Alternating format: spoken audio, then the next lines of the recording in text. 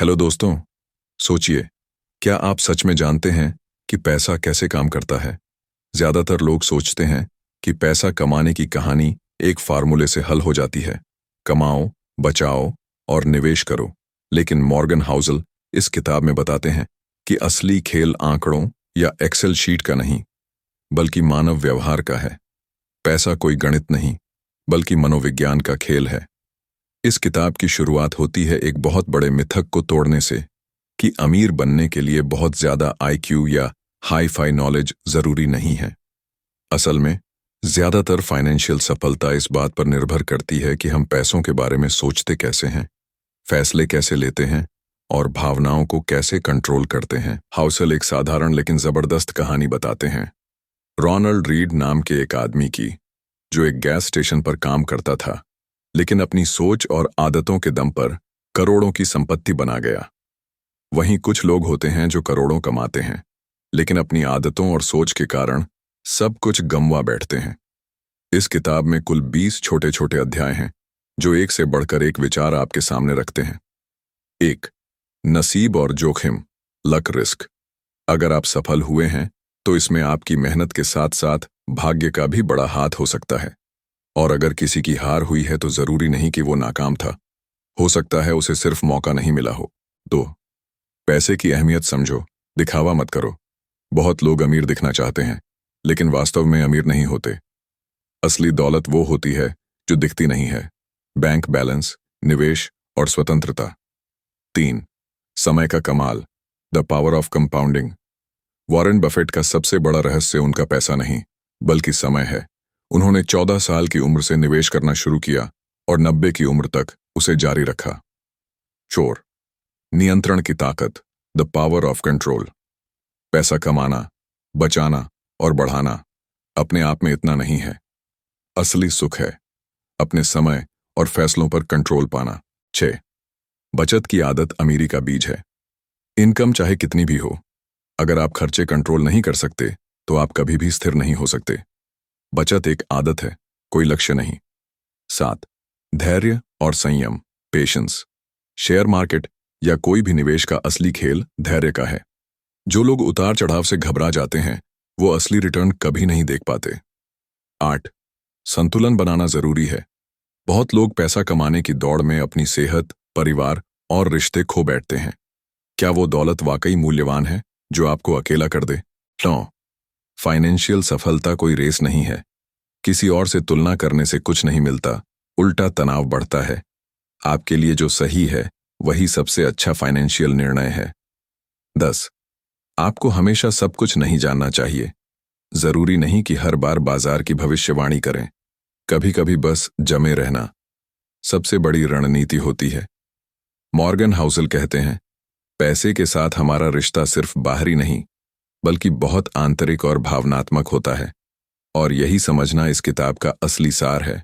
अब सवाल ये उठता है, क्या आप पैसे के पीछे भाग रहे हैं या पैसे को अपने लिए काम में लगा रहे हैं?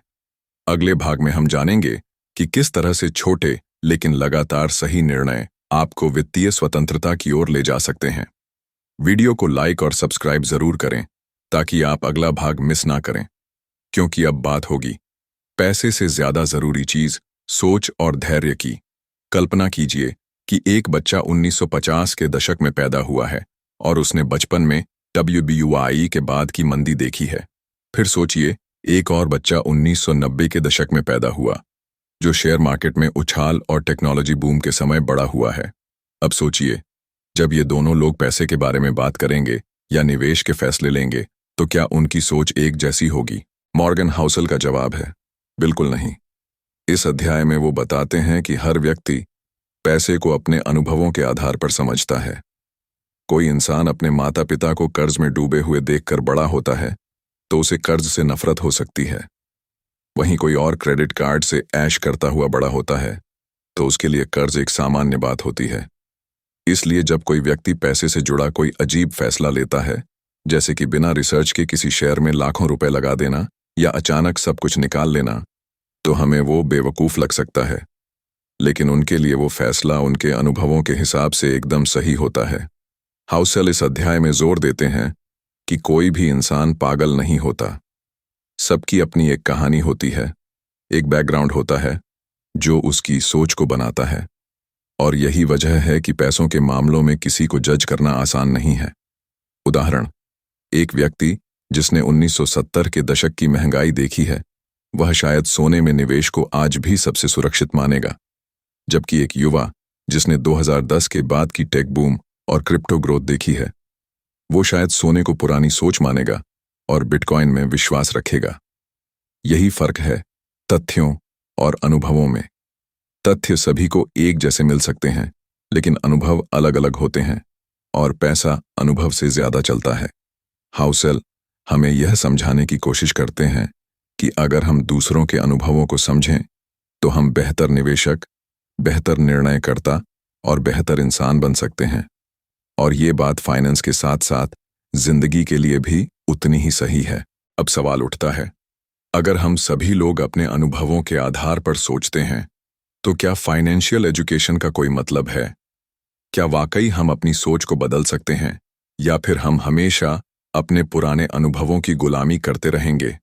जवाब जानने के लिए अगले अध्याय में मिलते हैं, जहां हम समझेंगे कि भाग्य और जोखिम, सफलता का छुपा हुआ सच क्या होता है। वीडियो को लाइक करें और सब्सक्राइब जरूर कीजिए ताकि आप अगला भाग मिस न कर दें। सोचिए, दो आदमी हैं, एक का नाम है बिल गेट्स और दूसरे का नाम है केंट एवंस। दोनों ही एक जैसे होशियार, एक जैसे स्कूल में पढ़े, एक जैसे सपने देखे, लेकिन आज एक आदमी दुनिया के सबसे अमीर लोगों में गिना जाता है और दूसरे की मौत स्कूल खत्म होने से पहले ही हो गई। मॉर्गन हाउसेल इस अध्याय की शुरुआत इसी सच्ची कहानी से करते हैं और बताते हैं कि जीवन में सफलता या असफलता सिर्फ मेहनत या प्रतिभा की वजह से नहीं होती।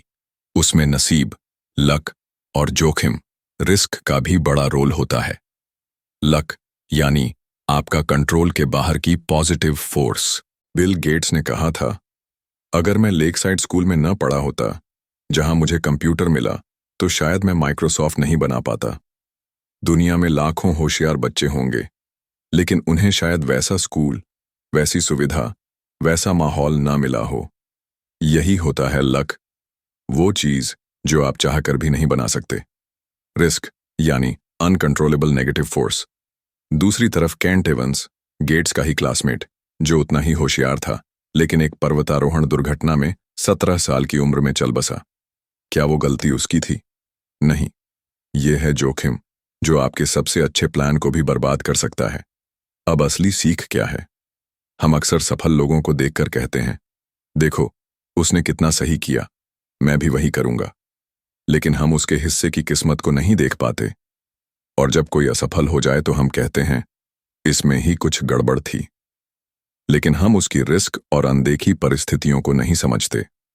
मॉर्गन कहते हैं, जब आप खुद के और दूसरों के फाइनेंशियल फैसलों को देखें, तो उसमें लक और रिस्क दोनों को शामिल करें। किसी की सफलता की नकल मत करो, क्योंकि तुम उसकी किस्मत नहीं खरीद सकते, और किसी की असफलता का मजाक मत उड़ाओ, क्योंकि तुम उसका दर्द नहीं जानते। उदाहरण, सोचिए, एक निवेशक ने किसी स्टॉक में निवेश किया और 5 साल में उसका पैसा 10 गुना हो गया।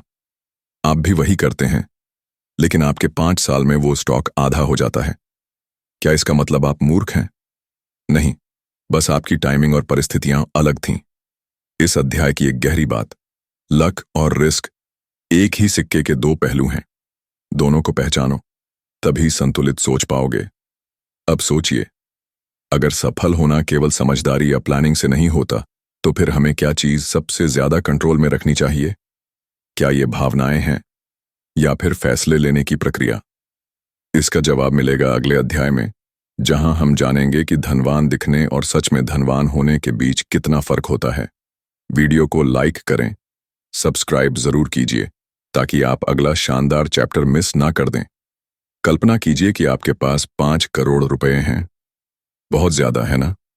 अब सोचिए, आपके बगल में एक ऐसा आदमी है जिसके पास 50 करोड़ हैं। तब आपको कैसा लगेगा? कई लोग कहेंगे, काश मेरे पास भी उतना होता। बस यही है इस अध्याय का सबसे बड़ा सबक। लोगों को कमाई से ज्यादा फर्क नहीं पड़ता, उन्हें फर्क पड़ता है तुलना से। यह अध्याय शुरू होता है एक हैरान कर देने वाली कहानी से। राज रजारत्नाम, एक अरबपति हेज फंड मैनेजर जिसने $100 करोड़ से ज्यादा की दौलत कमाई, लेकिन फिर भी वो इनसाइडर ट्रेडिंग में पकड़ा गया क्योंकि वो और ज्यादा कमाना चाहता था। उसे 11 साल की जेल हुई, सिर्फ इसीलिए क्योंकि जो पहले से उसके पास था वो काफी नहीं लगा। मॉर्गन हाउसेल कहते हैं, कभी कभी और ज्यादा की चाह इंसान को वहां ले जाती है जहां उसे कभी जाना ही नहीं चाहिए। तुलना का जहर।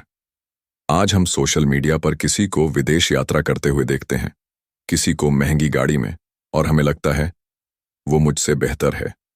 लेकिन क्या हमने ये सोचा कि उसकी क्रेडिट कार्ड की किश्तें कितनी चल रही हैं, या वो अंदर से खुश है भी या नहीं? तुलना एक अंतहीन दौड़ है, और ये दौड़ जीतना नामुमकिन है क्योंकि कोई ना कोई हमेशा आपसे आगे होगा। काफी शब्द की ताकत।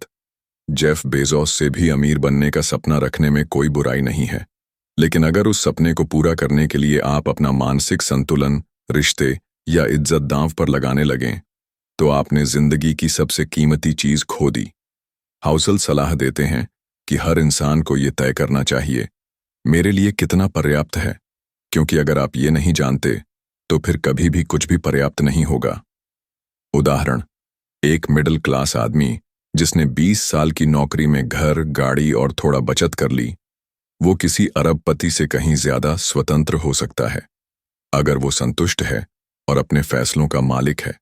दूसरी ओर, एक अमीर व्यक्ति जो रोज नई डील्स के पीछे भागता है, जिसकी रात की नींद उड़ चुकी है, वो असल में ज्यादा गरीब है। अब सोचिए, क्या आप सच में आजाद हैं, या आप सिर्फ ज्यादा पाने की दौड़ में उलझे हुए हैं? आपके लिए पर्याप्त की परिभाषा क्या है? जवाब मिलेगा अगले अध्याय में, जहां हम जानेंगे कि धनवान दिखने और वास्तव में धनवान होने के बीच का सबसे बड़ा भ्रम क्या है। चैप्टर 4, हैरान कर देने वाली चक्रवृद्धि शक्ति, कंफाउंडिंग कंपाउंडिंग। क्या आपने कभी सोचा है कि वॉरेन बफेट दुनिया के सबसे अमीर लोगों में कैसे आए? लाखों लोग निवेश करते हैं, लेकिन सिर्फ कुछ ही इस स्तर तक पहुंचते हैं। क्या उन्होंने कोई अलौकिक रणनीति अपनाई, कोई सीक्रेट ट्रिक? मॉर्गन हाउसेल इस अध्याय में एक चौंकाने वाला सच बताते हैं। वॉरेन बफेट की असली ताकत कंपाउंडिंग, चक्रवृद्धि ब्याज है, और उससे भी ज्यादा टाइम यानी समय। वो कोई जादुई निवेशक नहीं, बल्कि एक धैर्यवान निवेशक हैं। उन्होंने 14 साल की उम्र में निवेश शुरू किया और 90 की उम्र तक करते रहे।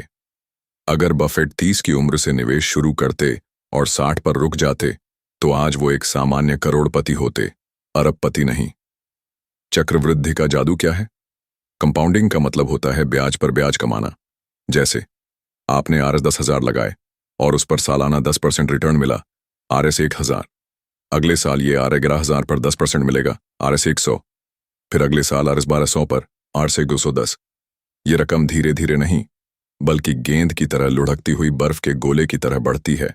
हाउसेल बताते हैं कि धन कमाने का असली रहस्य बड़ी रिटर्न नहीं, बल्कि लंबा समय है। लेकिन लोग गलती कहाँ करते हैं? लोग कंपाउंडिंग को एक गणितीय फॉर्मूला समझते हैं, लेकिन असल में यह मानव स्वभाव की परीक्षा है। क्योंकि इस प्रक्रिया में जल्दी पैसा नहीं दिखता, लोग धैर्य खो देते हैं।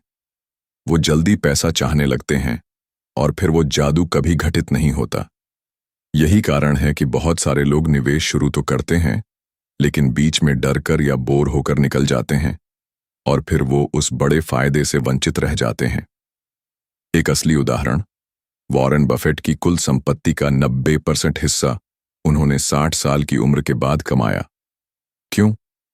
क्योंकि उन्होंने कंपाउंडिंग को अपना सबसे वफादार साथी बना लिया। यह एक ऐसा फल है जो धीरे धीरे पकता है, लेकिन जब पकता है तो जिंदगी बदल देता है। इस अध्याय की सबसे बड़ी सीख, कंपाउंडिंग सिर्फ एक फाइनेंशियल टूल नहीं है, यह जीवन की सबसे शक्तिशाली ताकत है। लेकिन इसकी शक्ति तब तक सामने नहीं आती जब तक आप उसे समय नहीं देते। अब सोचिए, क्या आप कंपाउंडिंग की ताकत को सही तरीके से इस्तेमाल कर रहे हैं, या आप भी अधीरता में वो जादू खो रहे हैं? क्या आपकी निवेश योजना में समय सबसे बड़ा हिस्सा है? अगले अध्याय में हम जानेंगे कि धनवान दिखने और सच में धनवान होने के बीच कितना बड़ा धोखा है। अगर आपसे कोई पूछे धनवान बनने के लिए क्या चाहिए, तो शायद आप कहेंगे मेहनत, स्मार्ट निवेश, बिजनेस माइंड, जोखिम उठाने की हिम्मत। अब सोचिए, धन को बचाकर रखने के लिए क्या चाहिए? क्या वही चीजें? मॉर्गन हाउसेल का जवाब है नहीं। इस अध्याय में वो बताते हैं कि धन कमाने और उसे बचाए रखने की मानसिकता पूरी तरह अलग होती है। धन कमाने के लिए आपको आक्रामक होना पड़ता है, लेकिन धन को बनाए रखने के लिए आपको रक्षात्मक, डिफेंसिव बनना पड़ता है। कमाने वालों की कहानी। कई लोग बिजनेस में बड़ा जोखिम लेते हैं, नई नई योजनाएं बनाते हैं और एक दिन करोड़पति बन जाते हैं। लेकिन वही लोग जब उसी गति से खर्च करने लगते हैं और जरा सी मंदी या गलती आती है तो सब कुछ खो बैठते हैं। क्यों? क्योंकि उन्होंने सिर्फ पैसे कमाना सीखा था, पैसे को बचाना नहीं। अमीर बने रहने के लिए क्या चाहिए? हाउसेल बताते हैं, अमीर बने रहने के लिए 3 चीजें सबसे जरूरी हैं। 1. धीरज, हम्बल नेचर, ये मानना कि आप गलती कर सकते हैं। 2. भविष्य के प्रति डर, फियर ऑफ अनसर्टेनिटी, ये मानना कि कुछ भी हो सकता है। 3. सुरक्षा के लिए योजना, मार्जिन ऑफ सेफ्टी, यानी जरूरत से ज्यादा बचत, बीमा या रिस्क मैनेजमेंट। वो कहते हैं, अगर आप बहुत चालाक बनने की कोशिश करते हैं तो आप खुद को जोखिम में डाल सकते हैं, लेकिन अगर आप थोड़े डरपोक बन जाएं तो शायद आप ज्यादा समय तक दौड़ में टिके रहेंगे। एक जबरदस्त उदाहरण, जेसी लिवरमोर, 1929 की मंदी में शेयर बाजार में करोड़ों कमाने वाले इन्वेस्टर, लेकिन कुछ ही सालों बाद उन्होंने सब कुछ खो दिया और अंत में आत्महत्या कर ली। क्यों? क्योंकि उन्होंने सोच लिया था कि मैंने पैसा कमाना सीख लिया है, अब मैं अजेय हूं। यही घमंड इंसान को नीचे लाता है। पैसा कमाने के बाद अगर आपकी सोच नहीं बदली तो वो पैसा आपके पास टिकेगा नहीं। असली बुद्धिमानी क्या है? अगर आप जानते हैं कब रुकना है, कब बचाना है और कब रिस्क कम करना है, तो आप सिर्फ अमीर नहीं, स्थायी रूप से अमीर बन सकते हैं। सफलता की असली परीक्षा तब शुरू होती है जब आप सफल हो जाते हैं। अब सोचिए, क्या आप सिर्फ पैसे कमाने पर ध्यान दे रहे हैं या उसे बचाने की रणनीति भी बना रहे हैं?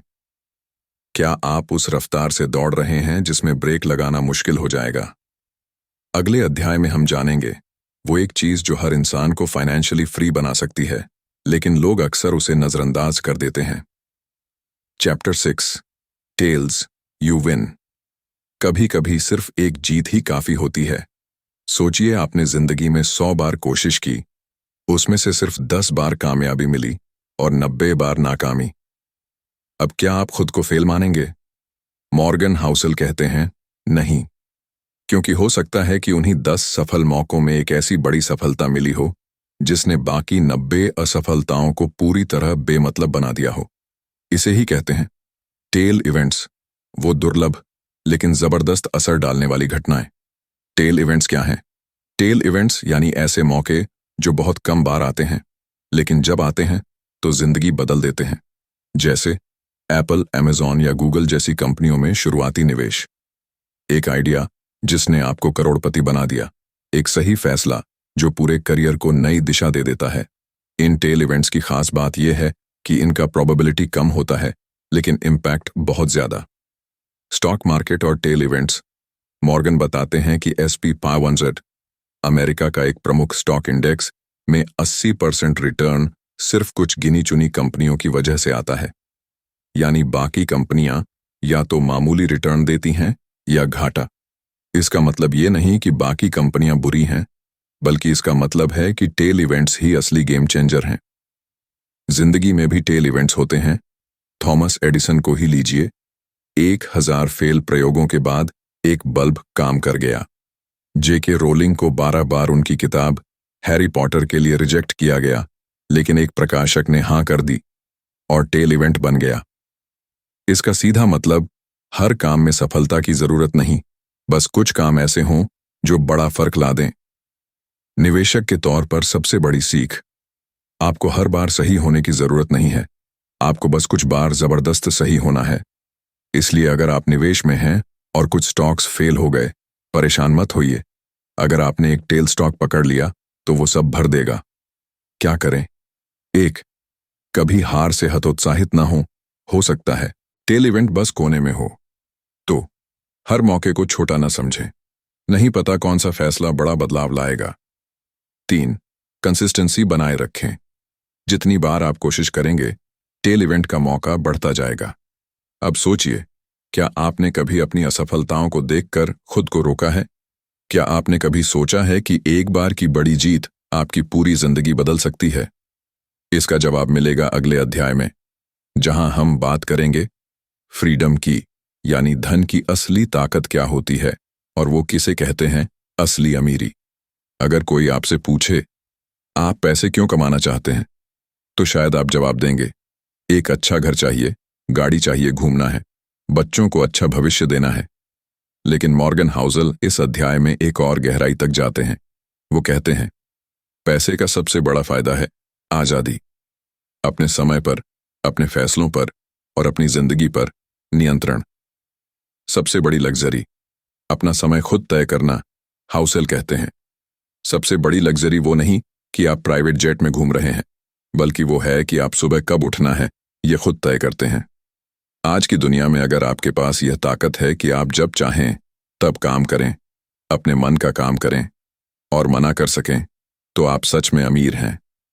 पैसा वर्सेस समय की गुलामी। कई लोग करोड़ों कमा रहे होते हैं, लेकिन अगर उनका बॉस उन्हें जब चाहे कॉल कर लेता है, तो क्या वो सच में आजाद हैं? और वहीं दूसरी तरफ, एक टीचर जिसकी सैलरी सीमित है, लेकिन जो रोज दोपहर में घर आ जाता है, अपने बच्चों के साथ खेलता है और छुट्टियों में ट्रैकिंग जाता है, वो ज्यादा रईस है, क्योंकि उसके पास टाइम ओनरशिप है। बच्चों का भविष्य वर्सेस समय की कीमत। बहुत से माता पिता सोचते हैं कि मैं अभी बहुत मेहनत कर लूं ताकि बच्चों को सुख मिले, लेकिन क्या बच्चों के लिए सबसे कीमती चीज पैसा है या उनका आपके साथ बिताया गया समय? हाउसल बताते हैं कि असली धनवान वही है जो अपने समय पर नियंत्रण रखता है और अपने परिवार को सिर्फ चीजें नहीं, मौजूदगी दे पाता है। समाज में फंसी सोच। हमें लगता है कि पैसा ही सबसे बड़ी उपलब्धि है, लेकिन हाउसल कहते हैं, पैसा अगर आपको आजादी नहीं दे रहा, तो वो सिर्फ एक चमकदार जाल है। इसलिए लोग करोड़ों कमाकर भी तनाव में रहते हैं, क्योंकि वो दौड़ किसी और के रिमोट से चला रहे होते हैं। तो क्या करें? 1. पैसे को एक साधन की तरह देखें, न कि लक्ष्य की तरह। 2. अपने समय की कीमत समझिए, वो कभी लौटकर नहीं आता। 3. ऐसी जिंदगी बनाइए जिसमें आप ना कह सकें बिना डरे हुए। 4. पैसे के साथ साथ अपनी वक्त की आजादी पर भी निवेश करें। अब सोचिए, आप जो कमा रहे हैं, क्या वो आपको सच्ची आजादी दे रहा है, या आप सिर्फ पैसे के लिए अपने वक्त और शांति की बलि दे रहे हैं? इसका गहरा जवाब मिलेगा अगले अध्याय में, जहां हम जानेंगे धन और खुशी के बीच का असली रिश्ता क्या है। Chapter 8, man in the car paradox. महंगी कार वाला आदमी, एक भ्रम। मॉर्गन हाउसल एक दिलचस्प सच्चाई को उजागर करते हैं। जब आप किसी आदमी को महंगी कार में जाते देखते हैं, तो आप क्या सोचते हैं? वाह, क्या गाड़ी है, काश मेरे पास भी होती। लेकिन क्या आप उस आदमी के बारे में सोचते हैं? नहीं, आप उसकी गाड़ी की तारीफ करते हैं, न कि उसके व्यक्तित्व की। और यहीं आता है the man in the car paradox. हम जो दिखाना चाहते हैं, वो लोग वैसे नहीं देखते। लोग अपना सपना उस चीज पर प्रोजेक्ट करते हैं जो हम दिखा रहे होते हैं। दिखावा क्यों करते हैं? लोग सोचते हैं कि अगर उन्होंने महंगी गाड़ी ली, महंगा फोन लिया, ब्रांडेड कपड़े पहने, तो लोग उन्हें सम्मान देंगे, उन्हें रोल मॉडल मानेंगे। लेकिन मॉर्गन कहते हैं, दुनिया आपको देखकर नहीं सोचती कि आप कितने अमीर हैं, वो बस खुद को उस स्थिति में देखने लगती है। मतलब, कोई भी आपको देखकर नहीं कहता कि वो आदमी कितना स्मार्ट है, बल्कि सोचता है, काश मैं ऐसा होता। असली पहचान क्या है? असल में, अगर आप चाहते हैं कि लोग आपकी इज्जत करें, तो वो आपके द्वारा हासिल की गई चीजों से नहीं, बल्कि आपके व्यवहार, सोच और मूल्यों से प्रभावित होते हैं। सम्मान अर्जित किया जाता है, दिखावा करके खरीदा नहीं जाता। गलत प्रेरणा और फंसा हुआ जीवन। बहुत से लोग इस भ्रम में जीते हैं कि दिखने वाली सफलता ही असली सफलता है।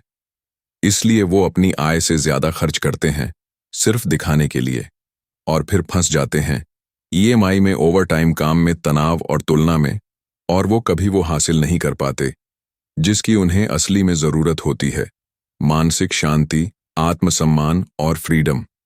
फिर असली बात क्या है? मॉर्गन हाउसल कहते हैं, लोग जब आपकी चीजों को देखकर प्रभावित होते हैं तो वो असल में चीज से प्रभावित होते हैं, आपसे नहीं। इसीलिए अगर आपका मकसद है कि लोग आपको रिस्पेक्ट करें तो आपको दिखावे की जरूरत नहीं बल्कि कैरेक्टर बिल्डिंग की जरूरत है। अब सोचिए, क्या आप वो चीजें खरीद रहे हैं जिनकी आपको जरूरत है या वो जिन्हें दिखाने के लिए खरीदा जा रहा है? क्या आप खुद की इज्जत बढ़ा रहे हैं या बस दूसरों से तारीफ सुनना चाह रहे हैं? इसका जवाब मिलेगा अगले अध्याय में, जिसमें हम जानेंगे धन और सबसे बड़े सामाजिक धोखे के बीच का रहस्य, एक ऐसा सच जो आपकी सोच बदल देगा। Chapter 9, wealth is what you don't see. असली दौलत वो होती है जो दिखाई नहीं देती। इस अध्याय की शुरुआत मॉर्गन हाउसल एक चौंकाने वाले विचार से करते हैं। जब आप किसी को महंगी गाड़ी, बड़ा बंगला या डिजाइनर कपड़ों में देखते हैं, आप बस उनके खर्च को देख रहे होते हैं, उनकी दौलत नहीं। दौलत वो नहीं जो दिख रही है, दौलत वो है जो बचाई गई है, जो निवेश की गई है, जो दिखती नहीं लेकिन आपके भविष्य को सुरक्षित बनाती है। दिखावे में दौलत नहीं होती। जब कोई नई चमचमाती कार लेकर आता है तो लोग सोचते हैं ये बहुत अमीर है, लेकिन सच ये है कि उसने पैसा खर्च किया है, बचाया नहीं। मॉर्गन कहते हैं, हमने दौलत को खर्च से जोड़ दिया है, जबकि असली दौलत तो वो है जो खर्च नहीं की जाती। यानी अगर आप किसी को रोज पिज्जा खाते देख रहे हैं तो वो सिर्फ उसके खाने की आदत है, उसके बैंक बैलेंस की जानकारी नहीं। असली अमीरी, भविष्य के लिए बचाया गया पैसा। कितने लोग ऐसे होते हैं जो दिखने में आम हैं लेकिन उनके पास करोड़ों का निवेश है, क्योंकि उन्होंने समझा है कि दौलत का मतलब है विकल्प, सुरक्षा, आजादी, ना कि तात्कालिक चमक। और यही असली समझ है। फाइनेंशियल इंडिपेंडेंस की असली चाबी वेल्थ, यानी आप जब चाहें काम छोड़ सकें, किसी आपात स्थिति में घबराना न पड़े, आपको अपने बच्चों की शिक्षा के लिए उधारी न लेनी पड़े, आप कह सकें मैं अपनी शर्तों पर जी रहा हूं। और ये सब आता है बचत से, समझदारी से और न दिखावे से। सबसे बड़ी गलती क्या होती है? जब हम सोचते हैं कि अगर मैं नहीं दिखाऊंगा तो लोग मेरी इज्जत नहीं करेंगे, तो हम खुद को खोते चले जाते हैं। मॉर्गन कहते हैं, you might think that buying luxury makes you look rich, but real richness is in not needing to show it. अब आपको क्या करना है? 1. दौलत को खर्च से मत मापिए, उसे बचत और विकल्प से मापिए। 2. दूसरों के दिखावे से भ्रमित मत होइए, आप उनकी फाइनेंशियल स्थिति नहीं जानते। 3. खुद के लिए बचाइए, दूसरों के लिए मत खर्च कीजिए। 4. फाइनेंशियल लिटरेसी को अपनाइए ताकि आपकी दौलत दिखे नहीं बल्कि जिंदगी बदल दे। अब सोचिए, आप जो दिखा रहे हैं, क्या वो आपकी सच्ची आर्थिक स्थिति है या आप भी उसी भ्रम में जी रहे हैं जिसमें दिखावा वेल्थ बन गया है? अगले अध्याय में हम जानेंगे सेविंग्स की असली शक्ति क्या है और क्यों सेविंग आपकी सबसे बड़ी सुपर पावर हो सकती है। चैप्टर 10, सेव मनी, बचत सबसे बड़ी सुपर पावर। इस अध्याय में मॉर्गन हाउसल एक क्रांतिकारी बात कहते हैं, आपकी बचत करने की क्षमता आपकी कमाई से कहीं ज्यादा ताकतवर होती है। लोग अक्सर सोचते हैं कि ज्यादा कमाना ही सफलता है, लेकिन मॉर्गन कहते हैं कमाई आपकी दौलत नहीं बनाती, बचत बनाती है। कमाई और बचत में फर्क मान लीजिए, किसी की सैलरी RS 1 लाख है और वो RS 90,000 खर्च कर देता है, और दूसरा व्यक्ति RS 50,000 कमा रहा है लेकिन RS 20,000 बचा लेता है। कौन ज्यादा अमीर है? बिल्कुल सही, दूसरा व्यक्ति। क्यों? क्योंकि उसके पास सेविंग्स की ताकत है। बचत करने के 3 असली फायदे। 1. फ्रीडम। फ्रीडम, जब आपके पास सेविंग्स होती हैं तो आप मजबूरी में फैसले नहीं लेते, आपको किसी नापसंद काम में टिके रहना नहीं पड़ता। 2. लचीलापन, फ्लेक्सिबिलिटी। एक इमरजेंसी आए, नौकरी जाए या बीमारी हो, आप घबराते नहीं क्योंकि आपने तैयारी पहले से कर रखी है। 3. मौके पकड़ने की ताकत, अपॉर्चुनिटी पावर। अगर कोई शानदार निवेश का मौका आया तो सेविंग्स होने से आप तुरंत फायदा उठा सकते हैं। सेविंग्स का असली मतलब लोग सोचते हैं मैं तब सेव करूंगा जब मेरी इनकम ज्यादा होगी, लेकिन मॉर्गन कहते हैं सेविंग इनकम का नहीं, माइंडसेट का खेल है। मतलब आप कितना कमाते हैं उससे ज्यादा जरूरी है कि आप कितना बचाते हैं। सेविंग्स शौक आत्मसम्मान। मॉर्गन इसे एक और सुंदर नजरिए से देखते हैं। सेविंग्स आपकी इच्छाओं पर नियंत्रण का प्रतीक है। जब आप सेव करते हैं तो आप अपने इंस्टेंट ग्रेटिफिकेशन यानी तात्कालिक इच्छाओं को छोड़ते हैं और भविष्य की आजादी को चुनते हैं। प्रैक्टिकल तरीका, कैसे शुरू करें बचत। 1. हर महीने की इनकम से पहले खुद को पे करें, यानी सबसे पहले सेविंग्स अलग करें। 2. जरूरत और चाहत का फर्क समझिए, बहुत से खर्च सिर्फ दिखावा होते हैं। 3. छोटे छोटे अमाउंट से शुरू कीजिए, RS 500, RS 1000, लेकिन शुरू जरूर करें। 4. सेविंग को ऑटोमेटिक बनाएं ताकि आप भूल भी जाएं और पैसा जमा होता रहे। अब सोचिए, आप हर महीने कितना पैसा खुद के भविष्य के लिए बचाते हैं। क्या आप ज्यादा कमाने की दौड़ में कम खर्च और ज्यादा बचत की ताकत को नजरअंदाज कर रहे हैं? इसका जवाब और भी गहराई से मिलेगा अगले अध्याय में, जिसमें हम जानेंगे रीजनेबल रैशनल, यानी सिर्फ बुद्धिमान नहीं, व्यावहारिक बनना क्यों जरूरी है पैसे को लेकर। चैप्टर 11, रीजनेबल रैशनल, सिर्फ बुद्धिमान नहीं, समझदार बनिए, मॉर्गन हाउसल। इस अध्याय में एक बहुत ही जरूरी और गहराई से जुड़ा हुआ फर्क समझाते हैं। पैसे के मामलों में आपको 100% बुद्धिमान नहीं बनना है, बल्कि व्यावहारिक और संतुलित बनना है। मतलब आपका हर फैसला मैथमेटिकली परफेक्ट, गणितीय रूप से सही होना जरूरी नहीं है, बल्कि ऐसा होना चाहिए जो आपके दिल, दिमाग और व्यवहार के साथ लंबे समय तक टिके। तर्क, रैशनल बनाम व्यावहारिक। रीजनेबल तर्क वाला इंसान कहेगा, अगर ये स्कीम 0.1% ज्यादा रिटर्न देती है तो पूरा पैसा उसमें लगाओ। व्यवहारिक इंसान कहेगा, इसमें थोड़ा ज्यादा रिटर्न है लेकिन मेरा मन नहीं मानता, मैं जहां सहज हूं वहीं पैसा लगाऊंगा। और मॉर्गन कहते हैं, लंबे समय तक सफलता उसे मिलती है जो अपनी आदतों और भावनाओं के अनुकूल फैसले लेता है। निवेश में इमोशन का रोल। दुनिया का सबसे बड़ा निवेशक भी तब हार जाता है जब वो डर, लालच या जल्दबाजी में फैसला करता है। मॉर्गन बताते हैं कि आप चाहे जितनी किताबें पढ़ लें, आप चाहे जितने चार्ट देख लें, अगर आप रात को चैन से नहीं सो पा रहे तो आपकी स्ट्रैटेजी सही नहीं है। इसलिए परफेक्ट प्लान से ज्यादा जरूरी है सस्टेनेबल प्लान, जो आप कर सको, निभा सको और समझ सको। उदाहरण, घर खरीदना। कई बार लोग कहते हैं घर खरीदना मूर्खता है, किराए पर रहना बेहतर है। लेकिन अगर आपको मानसिक शांति तभी मिलती है जब आप अपने घर में हों, तो भले वो आर्थिक रूप से तर्कसंगत न हो, वो फैसला आपके लिए व्यावहारिक और सही है। क्यों जरूरी है ये सोच? क्योंकि पैसा केवल नंबर नहीं है, वो भावना भी है। हमारा व्यवहार डर, लालच और उम्मीद से चलता है। इसलिए हमें ऐसे नियम बनाने हैं जो इंसान के तौर पर हमारे स्वभाव के साथ मेल खाते हों। Practical tips. 1. ऐसे निवेश चुनें जो आपके लिए बोरिंग हो लेकिन भरोसेमंद हो। 2. रिटर्न से ज्यादा फोकस कीजिए उस रणनीति पर जो आप निभा पाएं। 3. खुद की भावनाओं का सम्मान कीजिए, डर, संदेह, शंका सब सामान्य हैं। 4. 100% सही बनने के चक्कर में 50% गलत न हो जाइए, क्योंकि निवेश कोई परीक्षा नहीं, एक जीवन शैली है। अब सोचिए, क्या आप हर बार तर्क पर चलते हैं या कभी-कभी दिल और मन की सुनते हैं? क्या आपके निवेश व्यवहारिक हैं या सिर्फ किताबों से निकाले गए फॉर्मूले? सरप्राइज, इतिहास से हम पैसे के बारे में क्यों कम सीख पाते हैं।